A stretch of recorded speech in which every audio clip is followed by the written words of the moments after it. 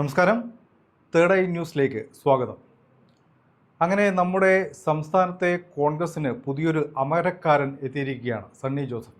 പുലിവരുന്നേ എന്ന് കേൾക്കാൻ തുടങ്ങിയിട്ട് കാലങ്ങളായി. എന്തായാലും ഹൈക്കമാൻഡ് ഭാഗത്തു നിന്നും സണ്ണി ജോസഫിനെ KPCC അധ്യക്ഷനാക്കിയത് അടുത്തിടെയാണ്.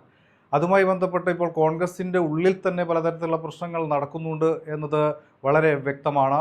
മുരളീധരനെതിരെ ആൻ്റണി ചില പരാമർശങ്ങൾ നടത്തുന്നു. അതേപോലെ മുരളീധരനും തിരിച്ചടിക്കുന്നു. അത്തരത്തിൽ ഉള്ള രണ്ട് നേതാക്കന്മാർ തമ്മിലുള്ള പ്രശ്നങ്ങൾ ഒരു ഭാഗത്ത് തുടരുമ്പോൾ അതേപോലെ തന്നെ പല അസ്വാരസ്യങ്ങളും കോൺഗ്രസിനുള്ളിൽ ഉണ്ട് എന്നതും യാഥാർത്ഥ്യമാണ്. നമുക്കറിയാം, നേരത്തെ സുധാകരൻ താൻ ഈ സ്ഥാനത്ത് നിന്ന് കൊന്നാലും മാറില്ല, എന്നെ മാറ്റാൻ ആർക്കും കഴിയില്ല എന്നൊക്കെ പറഞ്ഞിരുന്നു.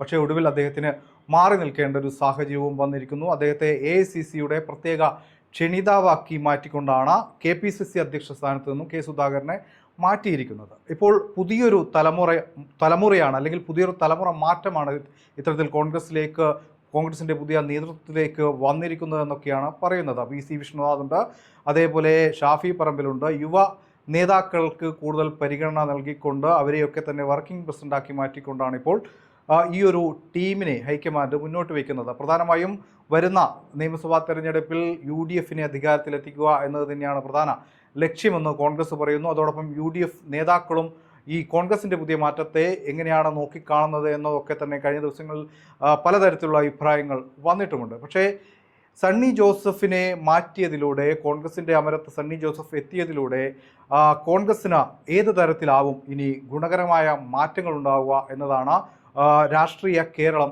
ഉറ്റുനോക്കുന്നത്. അതിൽ ഏറ്റവും പ്രധാനപ്പെട്ടത് സണ്ണി ജോസഫ് ഒരു ക്രൈസ്തവ നേതാവാണ്, അല്ലെങ്കിൽ കോൺഗ്രസിലെ ക്രൈസ്തവ നോമിനി. അതായത് സഭ ഇടപെട്ടുകൊണ്ടാണ് ഇത്തരത്തിൽ സണ്ണി ജോസഫിനെ KPCC അധ്യക്ഷനാക്കിയത് എന്ന ഒരു വാദം, അല്ലെങ്കിൽ അത്തരത്തിലുള്ള വാർത്തകൾ നേരത്തെ തന്നെ വന്നിരുന്നു. അത് എങ്ങനെ കോൺഗ്രസിന് ഗുണമാവുമോ ദോഷമാവുമോ എന്നൊക്കെയാണ് ഈ ഘട്ടത്തിൽ നമുക്ക് പരിശോധിക്കാൻ സാധിക്കുക. അതിൽ ഏറ്റവും പ്രധാനപ്പെട്ടത് വെള്ളാപ്പള്ളി നടേശനെ പോലുള്ള SNDP യോഗത്തിൻ്റെ നേതൃത്വത്തിലിരിക്കുന്ന ആളുകളൊക്കെ തന്നെ കോൺഗ്രസിൻ്റെ ഇപ്പോഴത്തെ ഈ ഒരു നിലപാടിനെതിരെ രംഗത്ത് വന്നിട്ടുണ്ട്.